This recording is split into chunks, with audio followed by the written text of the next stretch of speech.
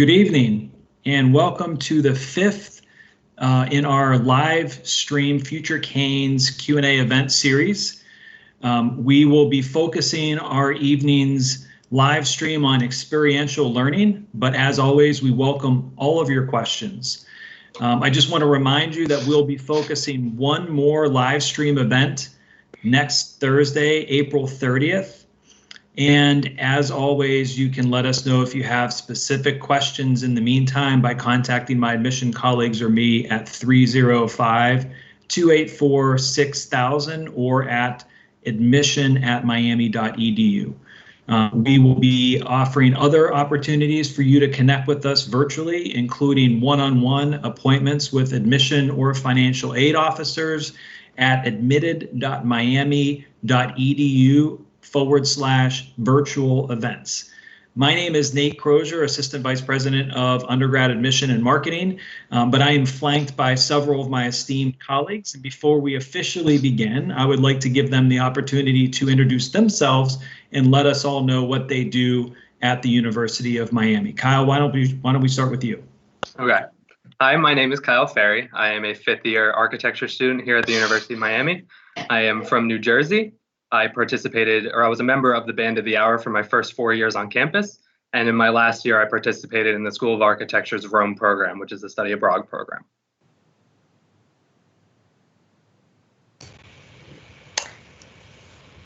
Great. Hi, everyone. My name is Driemeier. I'm the Associate Director of Study Abroad. I've been in the office for 5 years, but I've been a part of the UM community for 9 years. And good evening. My name is Laura Khon Wood, and I'm the Dean of the School of Education and Human Development. I've been at the university for approximately 11 years in several different roles as professor, as a department chair, now as Dean of the School of Education. And I've also lived on campus. We have a residential college model where faculty live in apartments in each of the dorm buildings. And so myself and my family have lived on campus for about 8 years up until last year. So I'm going to kick things off with our first question, and I'm going to ask each of you to respond because I think that you would provide three differing perspectives. So the first question is, can you explain what experiential learning is at the University of Miami? Dean Khon Wood, why don't we start with you, and then specifically for you, because you work with incoming first-year students, what that might look like for first-year students. And then after you, Dean Khon Wood, let's go to Jessica and then Kyle. Great. So experiential learning is really the opportunity for students to apply whatever kinds of academic and didactic learning they're doing in the classroom to real life, real world situations.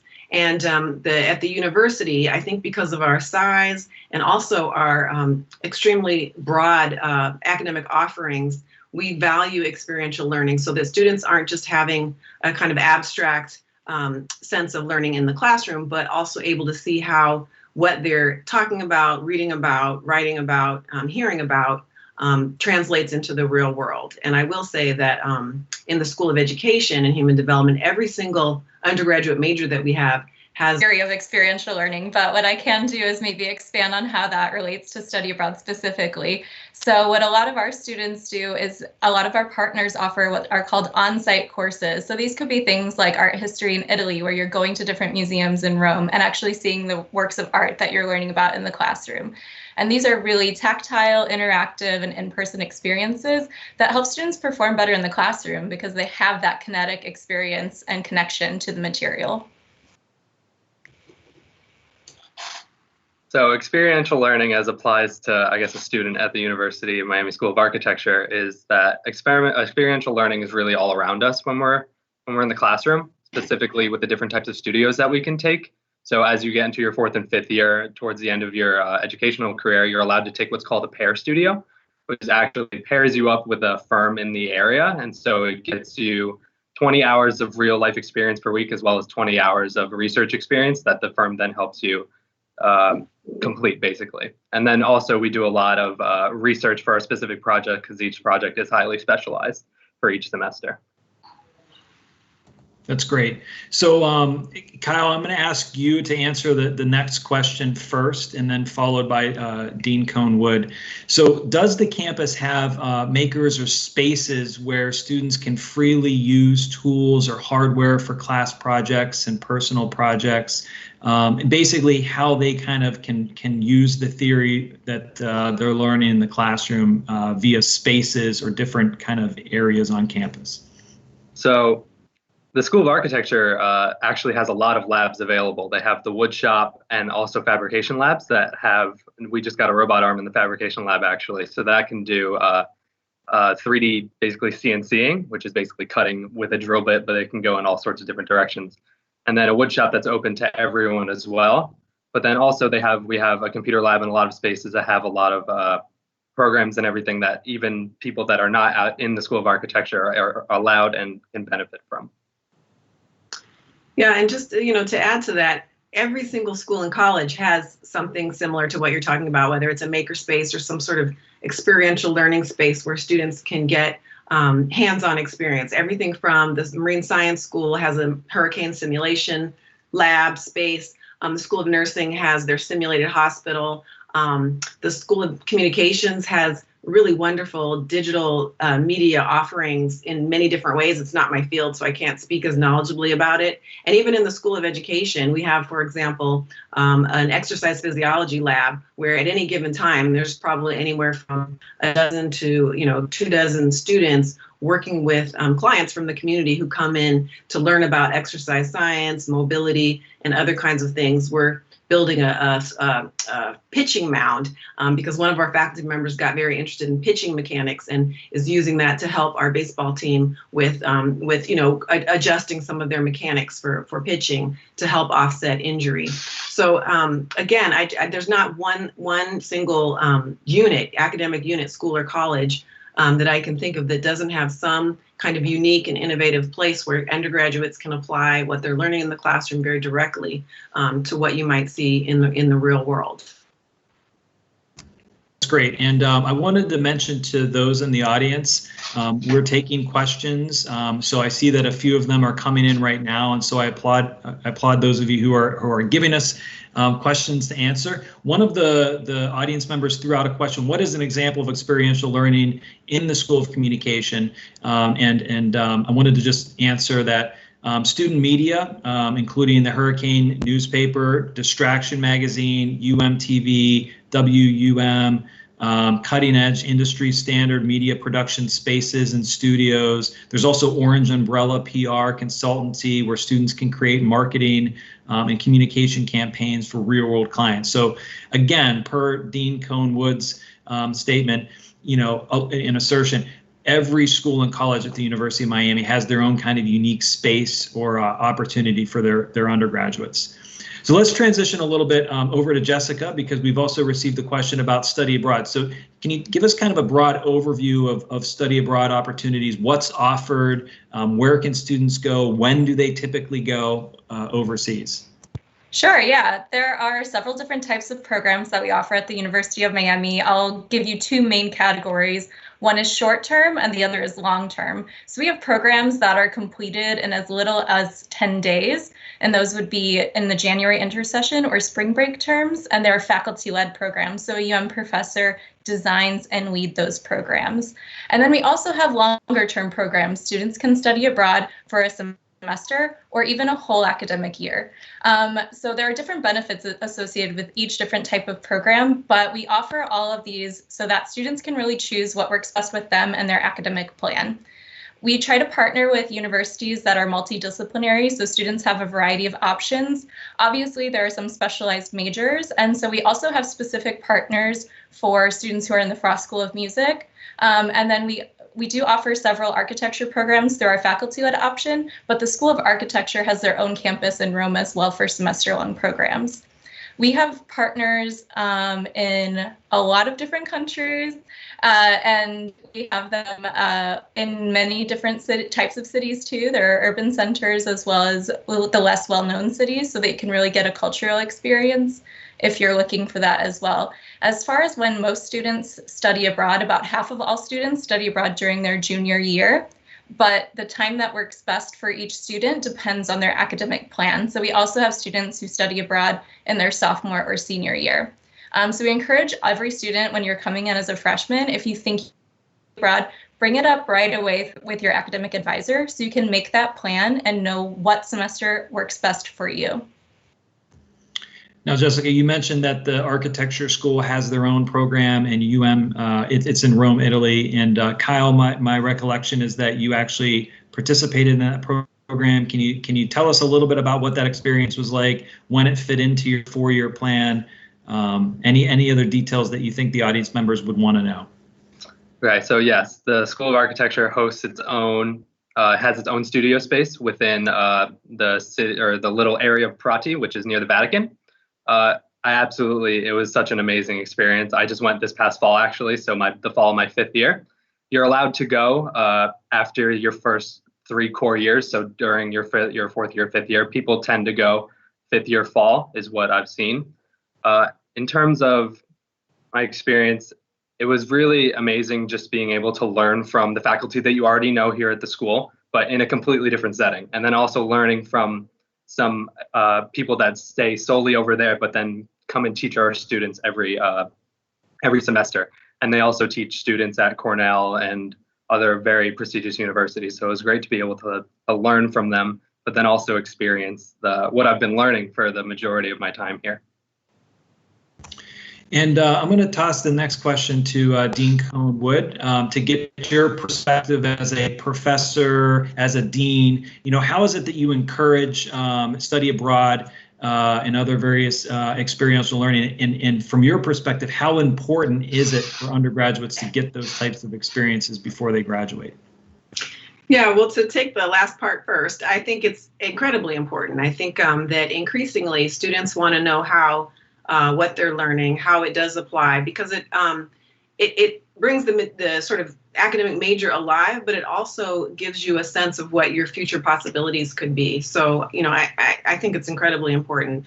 And we encourage in the School of Education and across the university for students to think about study abroad, whether it's a shorter program, a summer, study abroad experience, or a full semester a year, as Jess was saying.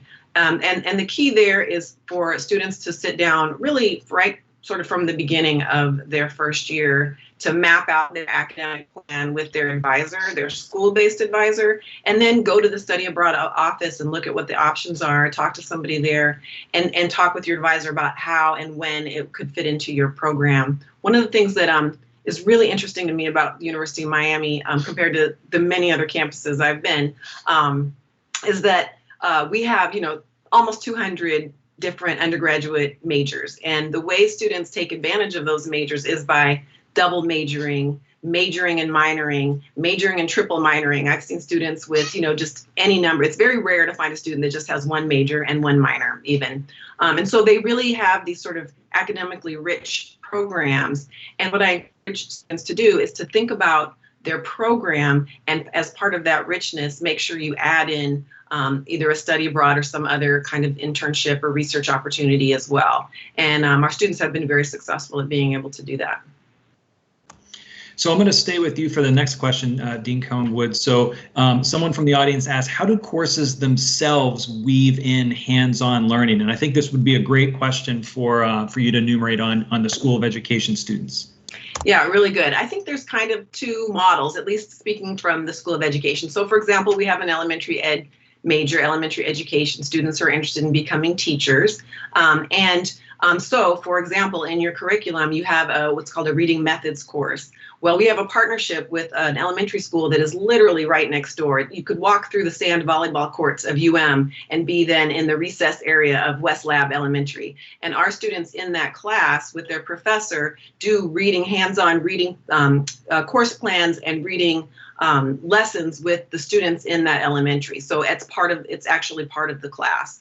Another kind of model is a little bit different, and that is obviously where you have labs and lab courses. I would say those lab courses, though, span everything from spring semester of their senior year. They are required to take a seminar course where they choose a placement in a local nonprofit agency based on their interest. they work in that agency, and then in the seminar course, they work with the professor on the kinds of projects that they're trying to incorporate in partnership with the agency. So the kinds of experiences really do depend on the major. I think you heard a lot about the interesting ways in which studio courses in architecture become experiential. But what I think is because interesting about us is that because we have it as a value, there's just a whole different variety of ways that students, that professors incorporate it into their courses.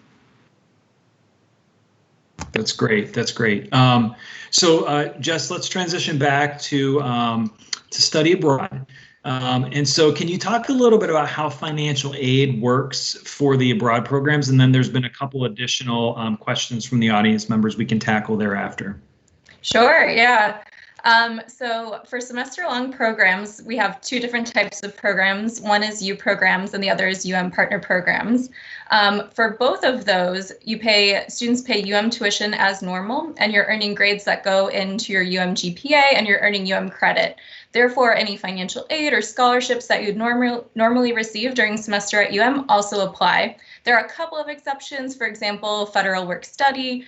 You can't work on campus if you're studying abroad, so you're not able to receive that aid. But however, most other aid does apply to your semester abroad as well. The difference between the U programs and the UM partner programs is with U programs, it's a little bit more prepackaged, and there's an additional program fee that's placed on students' accounts. And that covers their semester of housing as well as some excursions, sometimes health insurance. It varies by the program, but there are extra inclusions. But everything's kind of packaged together for the students and arranged for them. And then along with, this doesn't relate to financial aid, but on the student account side, there is a monthly payment program. And so if you're doing a U program, both tuition and that program fee are eligible for the monthly payment program, where you'd have your payments broken down into 4 equal installments.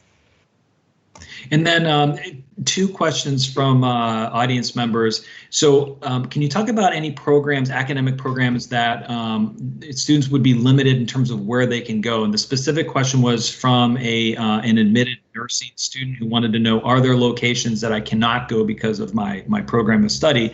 And then the second question, which is pretty easy, I think, to answer, is semester at sea a possibility for our undergraduate students? Sure. Yeah, relating to the first question, we actually work really, really closely with School of Nursing and Health Studies. And through that partnership, what we found is that there really isn't a limit as to where you can go as a nursing major, but rather when you can go. So we've identified that during the second year, the sophomore year, that's the best time for nursing students to study abroad. And so we've worked with them, and really, if you go in and tell your nursing advisor right away that you want to study abroad, they'll inform us, and they'll also tell you, okay, let's mark this semester off. We'll arrange it so you can just complete a cognate or take some electives during that semester. And they work so well with their students to enable them to study abroad and have this experience. And as far as semester at sea, that's not a program that is run through our office, but we currently do have the non-UM program option where students can complete non-UM paperwork. They get it signed off on by their academic advisor in school, dean of the dean or college, as well as by our office. And then you can do that. And you would basically be going inactive for a semester while at UM and participating in your program abroad. Great. Thank you, Jessica. So another question one of our audience members asked was, what experiential learning can a business student do at the University of Miami? And so just wanted to answer that question on behalf of our business colleagues. So business students dive right in the projects when they are working in teams to create strategic business plans for real companies. That's one example. There's opportunities to travel and meet with top companies in finance and real estate. For example, a select few are able to share their knowledge with their knowledge for business owners in developing countries. There's even a student management and managed investment fund where students can get experience running a real investment fund and proposing stock buys and sells for their portfolio. So that's just several of many opportunities for our undergraduate business students. So I want to transition to Kyle for the next question. Can I just say one thing related please. to the business question? And that's just because of some of my experience with our sports administration majors. So that's, an area of like sports business, and many of those students minor in business, or we have business majors that do the sports administration minor. And again, there's many opportunities. We have a specific faculty member whose job it is to place those sports admin students with professional or college sports teams or with sports for them to get that kind of experiential learning where they can apply the business side of sports to what they want to do in the future. So sorry to interrupt. No worries. Thank you. Okay, so Kyle, I want to transition and talk a little bit about research. And before we came online, you were talking briefly about one of the projects that you had done as an undergrad in the School of Architecture. So just so we're on the same page, I mean, the mission of the Office of Undergraduate Research and Community Outreach is to provide mentored research experiences to undergrads in all disciplines, right? And so can you talk a little bit about some of the projects that you've worked on in the School of Architecture and how you've engaged faculty members specifically? Okay, so I'll speak about the project that I'm working right now on because it's the most fresh in my mind, and it's also probably one of the most interesting projects that I've worked on. So when you think of architecture, you don't necessarily think of acoustical design, and so that's what this studio is on, and it's run by two faculty. One of ours is our fabrication expert, and the other is a very young and bright, basically, forgetting the word, but basically design using parametric, so parametric design. And so the acoustic is something that we never really thought about, we don't learn too much about, but it's also incredibly important for a functioning building. And so we started off the semester by basically researching what makes a good functioning acoustical building. And so we talked a lot with our professors. Our studio size is only 9 students, so it's 9 students to 2 faculty, which is absolutely incredible. Now we're for studio classes, we're on Zoom with them, and we're emailing them a bunch, and we're constantly in contact with them about what our design project will be, because right now we are designing basically acoustical cloud systems for our new studio building. So there's a little bit of an acoustical reverberation issue with the space. And so it was actually a very good idea to dedicate an entire studio to basically trying to solve that problem. And so we're working with fabrication and acoustical foam suppliers to actually create acoustical clouds that will then go into the Murphy space. Or Murphy is the design studio, sorry. That's great.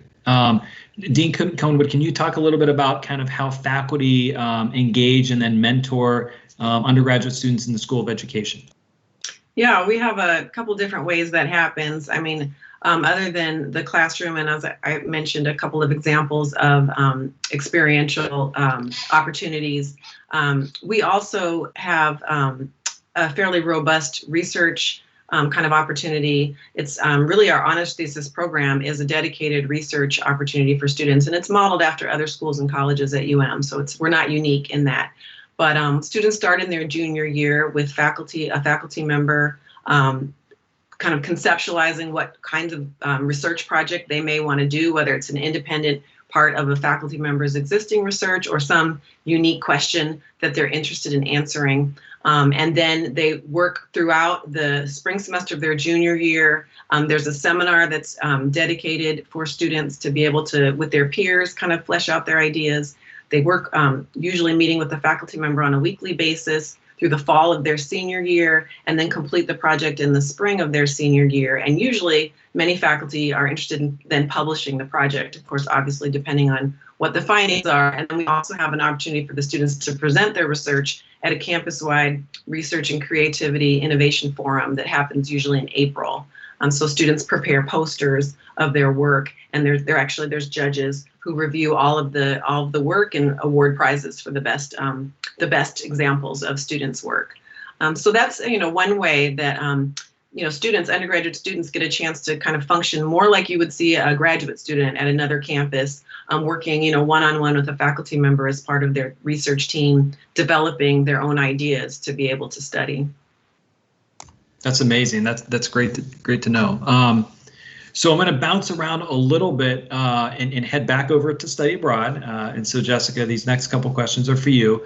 As we probably all know, we have a fair number of our undergraduate students that are interested in pre-med and pre-vet. So can you talk a little bit about if there are any restrictions for students in those academic fields in terms of study abroad programming? Sure. Yeah. I mean, I think, again, it's a matter of when, not where. And so what I've seen personally in students I've advised who are pre-med studying abroad, they typically try to study abroad either in their sophomore year or second semester of senior year. So second semester of senior year, they typically have already completed their MCAT and their interviews for med schools. So they're like kind of just, it's a last victory lap at that point. And in sophomore year, they usually are trying to study abroad before they're taking the MCAT. So they still have time to come back, study, take the exam, and all those things. So that tends to be what works out best for most students in those fields. But again, I would encourage you just day one when you're on campus, talk to your academic advisor and your pre-med advisor or pre-vet advisor and kind of determine what's best for you. Because again, as Dean Wood said, you're probably having not just that one major, you're probably having additional majors as well. So everyone has a unique academic map and can identify the semester that works best for them. Someone in the audience asked, can you do more than one summer abroad program? Absolutely. We don't place any restriction on the number of times students can study abroad. You can't earn more than 30 credits from any one institution, but we don't have a limit as to the number of times you've studied abroad. I've seen students study abroad at most I can think of is 3 times off the top of my head, and it was 2 semester programs and 1 summer study abroad.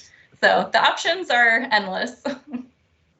Now, in terms of requirements, before we move on to our next line of questioning, can you talk to our audience members about what the requirements are, maybe the nuts and bolts of, is a certain GPA required before you can go overseas, number of courses or series of courses? Sure. So the restriction we have on class standing is that you can study abroad first as your first semester of sophomore year. So at our institution, we want students to take that freshman year and really get used to living on their own at college and get acclimated to UM before they leave. So freshmen are not permitted to study abroad, so that your first opportunity would be the summer after freshman year or for a semester, that fall semester of sophomore year. Our basic eligibility requirements are 2.7 GPA, good disciplinary standing on campus as well. And then just kind of keep in mind some programs do have higher eligibility requirements, but we do have an application. It's open access. We don't have an application fee. We want it to be as open to all students as possible. That's great. So another way that our students gain experience and develop skills is through involvement in student organizations and through service. So Kyle, can you share some of the ways that you've grown through your involvement on campus? Okay, so I'll speak about one specific organization, which is the architecture fraternity, Alpha Rho Chi. So it is a professional fraternity that's actually dedicated to both professionalism and service. And so we arrange site visits with some very well-known firms in Miami and go and actually tour their offices and make that initial connection that could then hopefully lead to maybe an internship or even a job in the future. And then we also do a day of service. So we pick a project, we design the project ourselves, we go out and buy the materials, and we actually spend a day and give back. And so we go. Recently, we helped out a dog shelter, basically built them new fencing and new sheds and new storage, basically, because it was getting pretty run down and they needed the help, but they couldn't afford to. So we were happy to do that for them. And yeah, so it was basically just providing initial connections, but then also helping us give back to the community. And Dean Khon, I'd like to get your thoughts on service and how you encourage and actually facilitate service and growth through that area of experiential learning in the School of Education. Yeah, it's really important. We have again, our undergraduate majors include elementary education, human and social development, exercise physiology, and sports administration. And just like all the other undergraduate majors on campus, all of them are related to experiential learning in some way and have those opportunities. And a natural, I think, outgrowth of that is that students become interested in service, whether it's related to their major or completely unrelated to their major. And so there's really wonderful opportunities related to them. I mean, one of the jokes I always make about service on campus is through the Butler Center for Service and Leadership here. There is, I think, at last count, maybe like 200 maybe different kinds of organizations and clubs that students can get involved in. And that's kind of remarkable given that there's 10,000 undergraduate students. So there's literally you know, I always say you could be a student from Argentina that loves lacrosse and has a dog, and there is a club or organization for you. And if there isn't, you can start it. We have a really streamlined way for students who come up with their own ideas about a club or organization. They can get it started as long as they have, you know, just a group of people that want to join them in that endeavor. So so students get involved in all kinds of ways, and service, I would say, is quite broadly defined. One of the things that we've encouraged first-year students to do through our first-year directions course, which is now going to be offered through at all the schools and colleges, is an assignment, actually, that it kind of requires you to try out a club or an organization, at least 3, and then you do that as a first-year student, and then your classmates do that, and then in small groups you create a presentation where you present to the rest of the class what you did. And those kinds of things that you can do range from, you know, visiting the Lowe Museum to going to the Writing Center, something more academic, going to the Wellness Center, working out, joining the intramural soccer team. And then you kind of are able to hear from your classmates as well as share with them the kinds of things you did. And what that does for first-year students is it kind of breaks the ice of going out to that first club meeting or trying out that service project or service organization because it's part of your class assignment. And from there, you can get a sense of what you really might want to pursue. Excellent. So one of the questions that came in from an audience member is, does UM have any services to assist undergraduate students when they encounter academic challenges? You know, services like writing essay, workshops, public speaking, et cetera, et cetera. Dean Khon, can you speak to that? Yeah, I mean, there's the Kamner Academic Resource Center, which is a central UM campus center that is specifically designed to help students with any academic struggles they might encounter. There's also the Office of Disability Services. So for students that might need accommodations for to learn how to get accommodations for extra time for exams or note taking.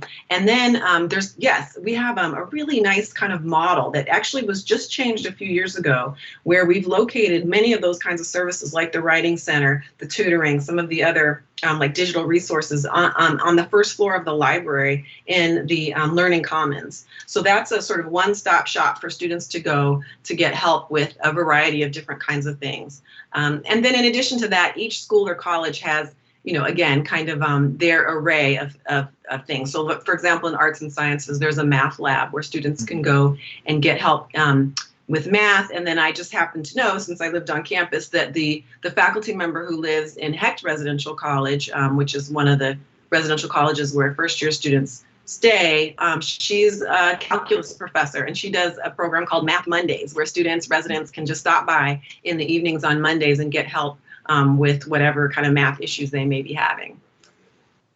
Excellent. So, so I'd like maybe first, again, Dean Khon Wood, and then to Kyle.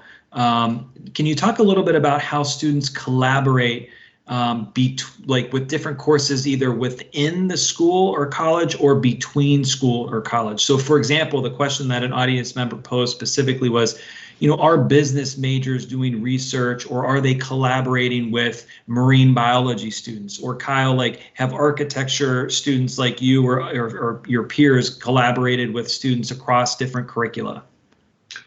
Yeah, I think this is one of the beautiful examples about being at a university with 11 schools and colleges, including a medical school, a law school, a school of marine science that is out on a key on an island in the middle of Biscayne Bay. That you do have those kinds of opportunities. So you could be a business major, for example, but be really excited about the idea of shark tagging with our professors out in the Rosenstiel Marine Science School, and be able to have those kinds of opportunities, so across disciplines. The other thing that I'll say is we've gotten very intentional about interdisciplinary inquiry, because again, we have all this expertise across all these different schools and colleges. So the university leadership has recognized that we are sort of stronger than the sum of our parts. And by that, I mean, there's been a big investment in advancing interdisciplinary research. So there's been opportunities for faculty across the different schools and colleges to get together in teams and solve important problems. And then as a corollary to that, there's now a big investment in faculty getting together in interdisciplinary teams to teach classes, so to design classes. A great example of that is that class the 60s, where there's professional disciplinary lenses. I'll speak from a little bit more of an experiential perspective. So a lot of architecture classes actually do collaborate within, also within architecture, but then also outside. So in particular, one studio that I didn't take, but I heard a lot about it was a collaboration between architecture students, real estate, business, and also law.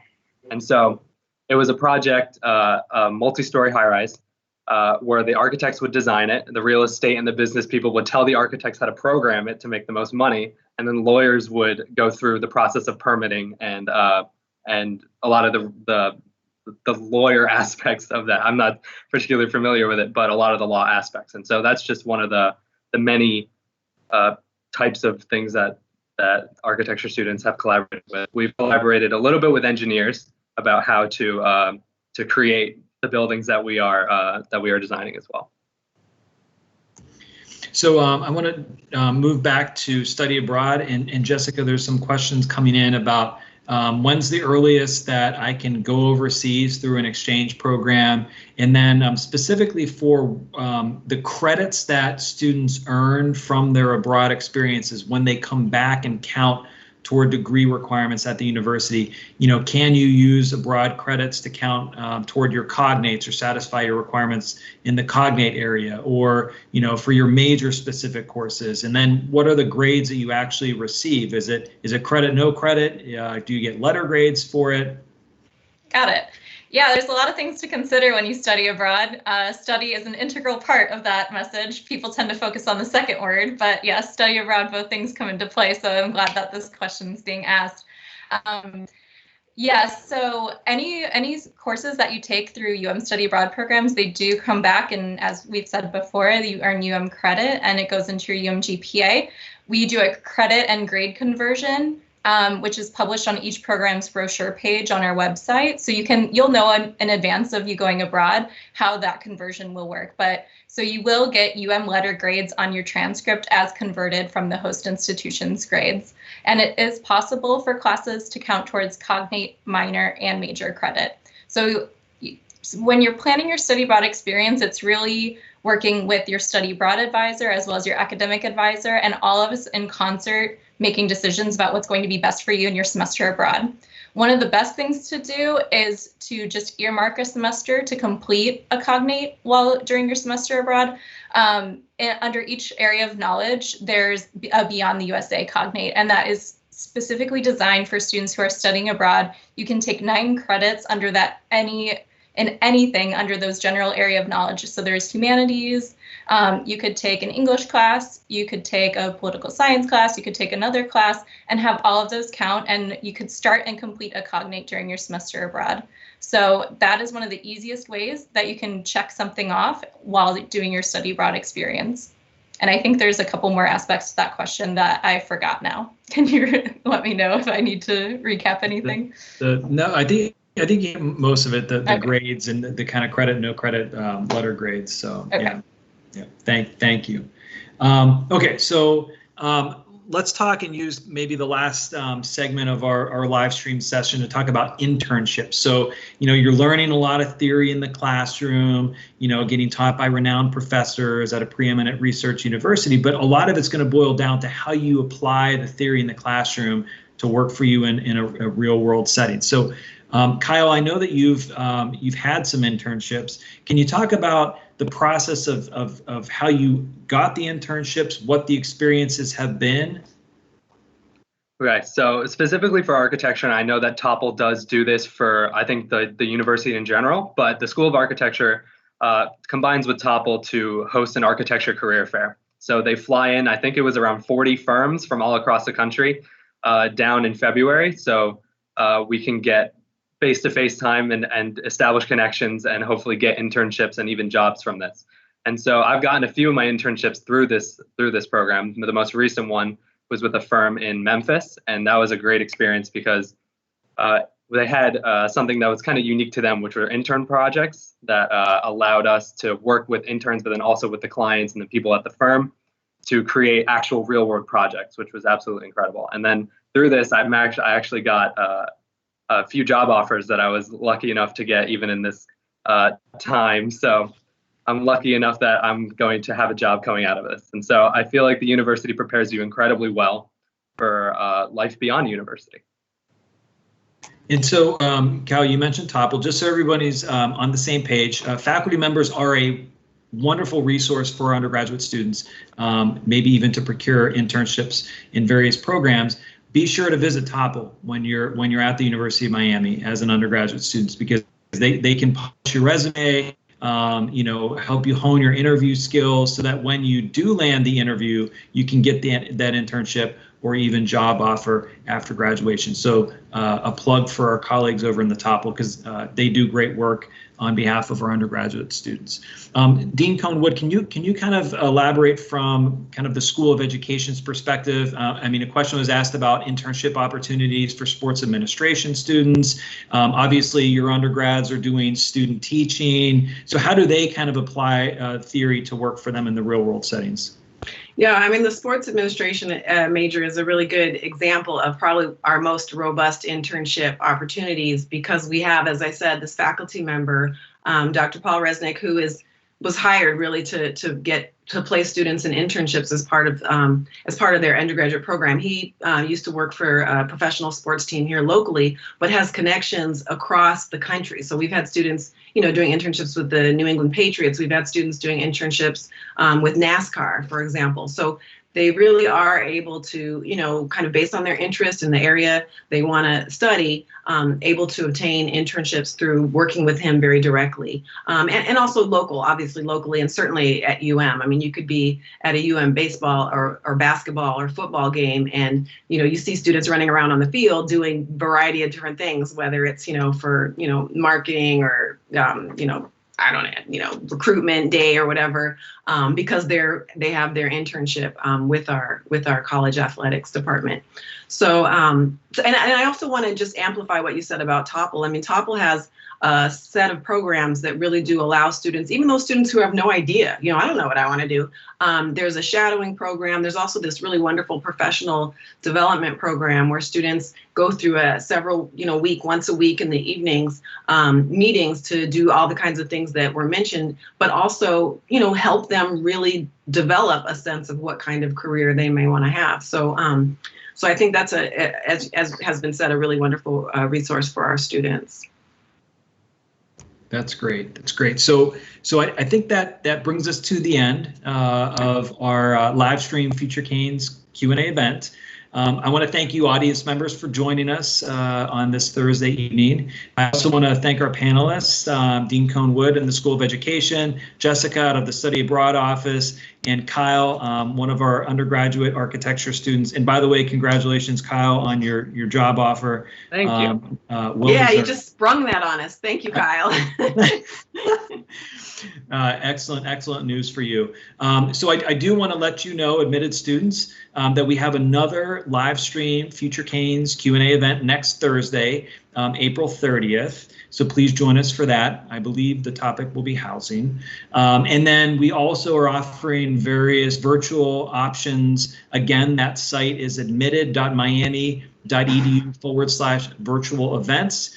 This includes one-on-one appointments that you can schedule with admission and financial aid officers. Lastly, as I have at each of these that I've hosted, want to congratulate you again on your admission to the University of Miami, and all the best, especially in these unprecedented and trying times.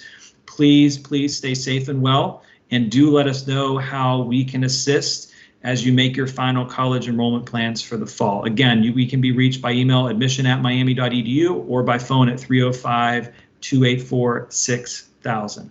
Thank you again to our panelists and to our audience members. Enjoy the evening.